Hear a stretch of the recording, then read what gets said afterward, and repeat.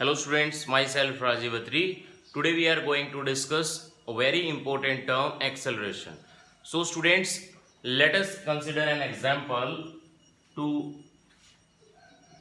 understand the term acceleration. This is a person that is at 0 meter per second at time t is equal to 0.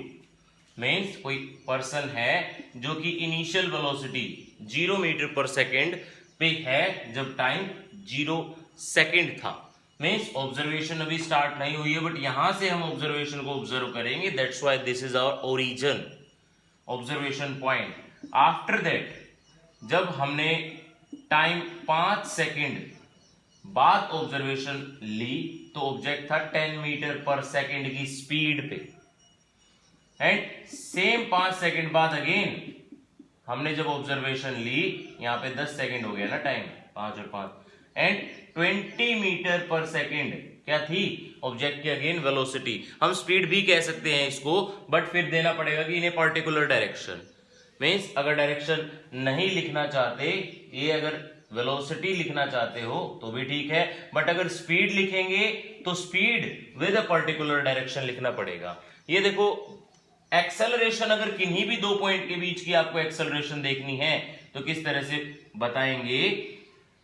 दोनों point के बीच की speed final minus initial speed या velocity बोल लें, है ना, कितनी है 10 minus 0।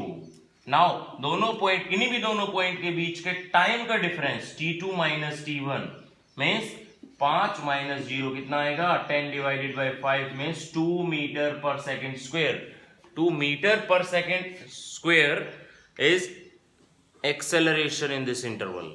So students, first thing कि acceleration हुई है means टाइम के साथ साथ हमारी स्पीड बदली है, या कह सकते हैं वेलोसिटी चेंज हुई है। तो वेलोसिटी चेंज हुई है, इसी को हम एक इसके डेफिनेशन में डालेंगे कि acceleration, the term acceleration can be defined as ratio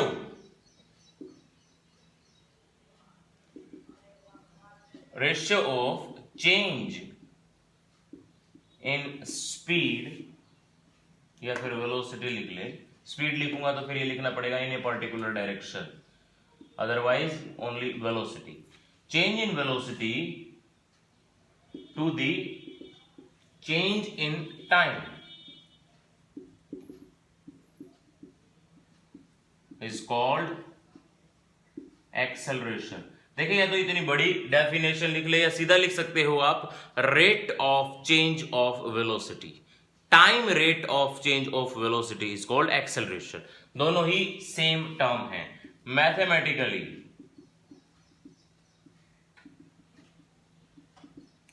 acceleration को हम मैथमेटिकली कैसे लिख सकते हैं? देखें, एक्सेलरेशन जो टर्म है वो हम चेंज इन वेलोसिटी से लाए हैं, चेंज इन टाइम, इन दोनों का ratio. This is mathematical expression. ऐसा यूनिट देखें, वेलोसिटी की ऐसा यूनिट होती है मीटर पर सेकेंड। नीचे क्या है टाइम, टाइम की सेकेंड, ऊपर बाय रेसिप्रोकल नहीं एडजस्ट करेंगे, रीअरेंज -2 कैलकुलेट करके मीटर पर सेकेंड स्क्वायर। डायमेंशन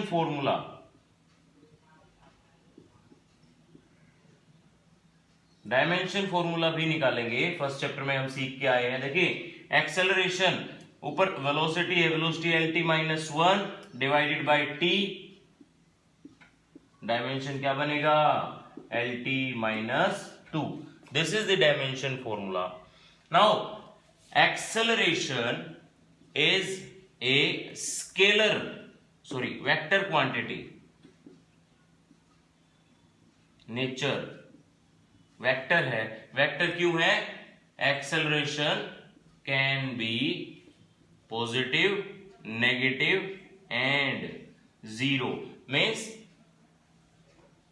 acceleration को हम पॉजिटिव भी रीड कर सकते हैं, नेगेटिव भी एंड जीरो भी। अब देखिए पॉजिटिव कब होगी, नेगेटिव कब होगी एंड जीरो कब होगी acceleration. Positive acceleration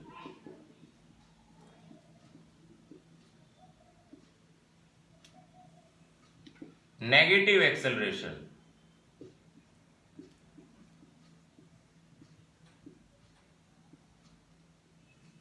and zero acceleration.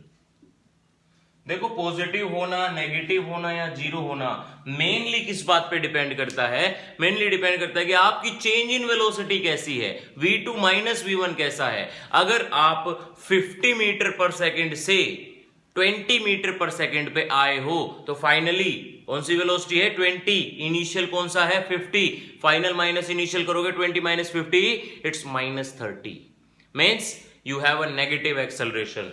So we can define it if change in velocity is positive, then acceleration is positive.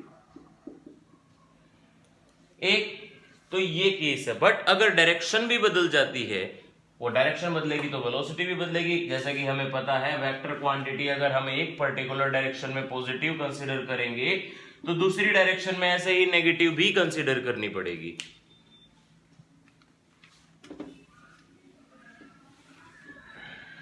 Now negative acceleration means if change in velocity is negative, then acceleration is negative. और if change in velocity, अगर velocity में change हो ही नहीं रहा, 20 पे है 20 पे है 20 पे है, कंटिन्यूसली 20 मीटर पर सेकंड की स्पीड पे जा रही है, तो चेंज इन वेलोसिटी निकालेंगे क्या आएगा, जीरो आएगा, जीरो आएगा। तो if change in velocity is zero, then acceleration will be zero. So students, this is the case when acceleration is positive, negative and zero. Now acceleration, type of acceleration.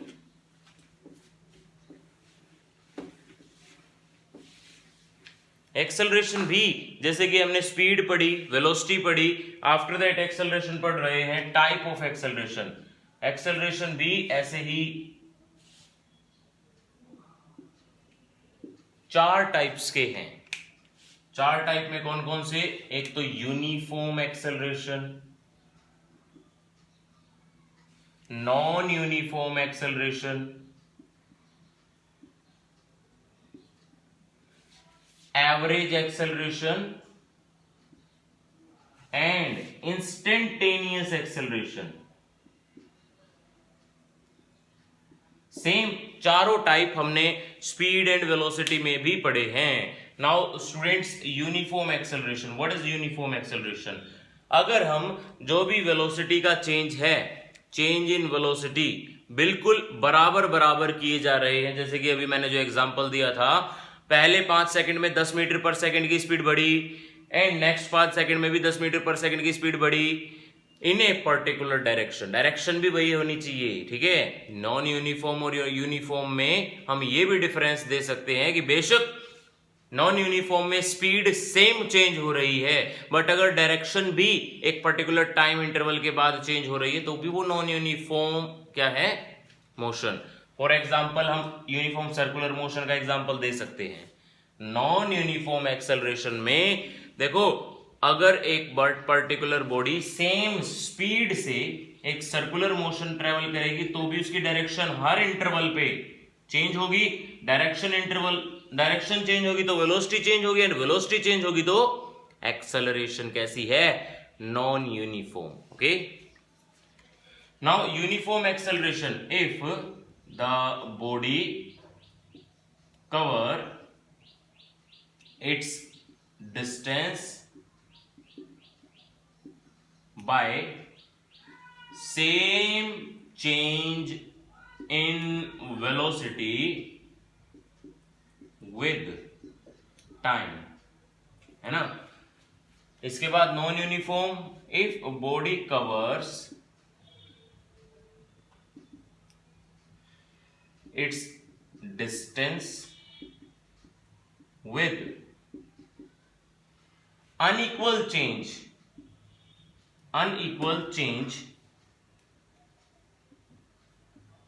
in equal interval of time।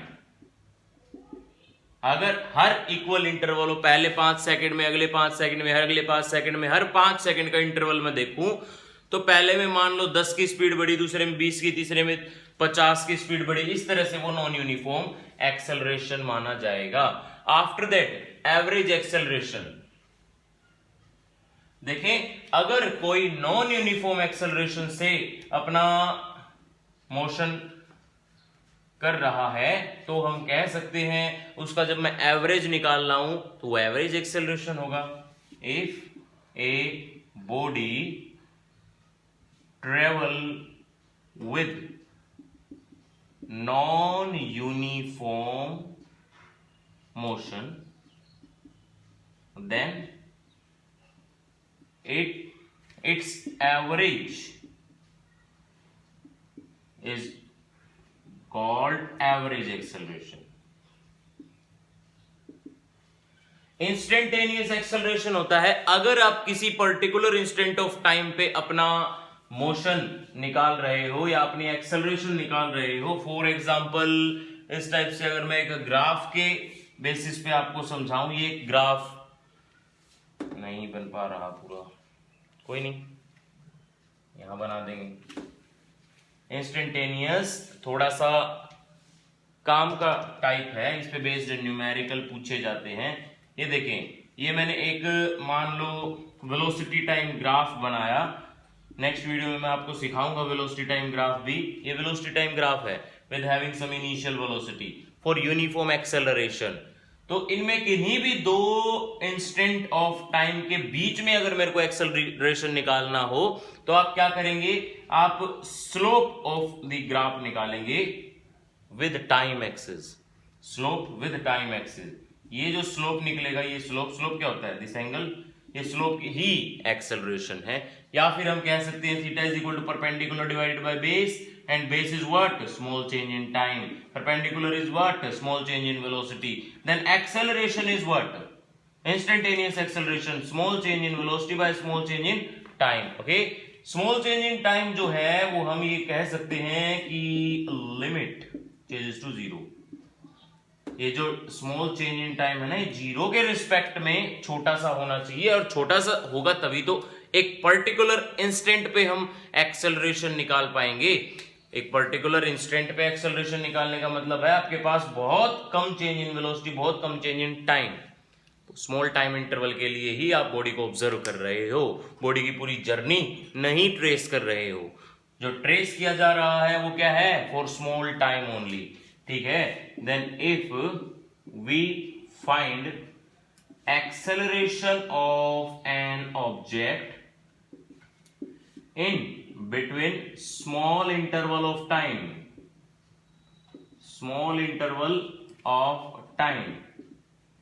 then it is called instantaneous acceleration and this is the formula। हम ये भी कह सकते हैं, देखो v, इसको हम इस तरह से लिख सकते हैं dv by dt and v is what, dx by dt। क्या, rate of change of displacement है ना।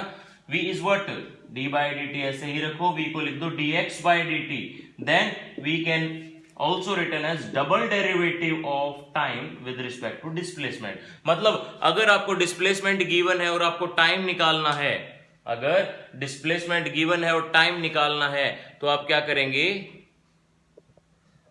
यस, अगर डिस्प्लेसमेंट गिवन है, टाइम निकालना है तो आप क्या करेंगे, उसका 2 बार डेरिवेटिव निकालो विद रिस्पेक्ट टू टाइम, और वो 2 बार जो आप डेरिवेटिव निकाल रहे हो वो एक्सेलरेशन लेके आएगा। आफ्टर दैट जो भी टाइम लिमिट आपको दे रखी हो, 2 सेकेंड 4 सेकेंड है ना, दे देते हैं कि आपकी इस टाइप से क्वेश्चन आता है कि आपकी डिस्प्लेसमेंट ये है 2t² + 4t + 1, निकालो acceleration at time is equal to 2 second. तो क्या करोगे, इसका 2 बार डेरिवेटिव कर दीजिए, 2 बार डेरिवेटिव करने के बाद इसमें ये t बचेगा ही नहीं, तो हम क्यूब कर लेते हैं इसको। ऐसे ये क्वेश्चन आते हैं और आपके एक्सरसाइज क्वेश्चंस के अंदर भी है। सो देखो dx बाई dt एक बार करूंगा तो पावर आगे पावर में से 1 माइनस कर दें, है ना, पावर आगे ले आया, पावर में से 1 माइनस कर दी, प्लस इसकी भी पावर आगे 4 2 8, पावर में से 1 माइनस करोगे 1, ये कांस्टेंट है, इसका कोई डिफरेंशिएशन नहीं होता, 0। Similarly again differentiation, again derivative with respect to time, देखो 3 2 6 तो था ही, पावर आगे पावर में से 1 माइनस कर देंगे, प्लस 8 इंटू टी, टी का पावर आगे पावर में से 1 माइनस करूंगा, 1 माइनस 1 0 आएगा, तो टी कैंसिल, हट गया। 6 2 ये डबल डेरिवेटिव क्या आया है 12 टी प्लस 8। अब टाइम 2 सेकंड पे निकालना है मेरे को एक्सेलरेशन टू टी को, at T is equal to 2 second acceleration निकालेंगे इसी का 12 इंटू 2, क्योंकि टी 2 सेकंड पे निकालना था ना, प्लस 8, 24 प्लस 8 32 मीटर पर second square. This is our acceleration at time 2 second. इस टाइप के क्वेश्चन इंस्टेंटेनियस एक्सेलरेशन पे पूछे जाते हैं। So students, this is all about acceleration and its type. If you still have any doubt then put it on your comment section. Thank you for watching.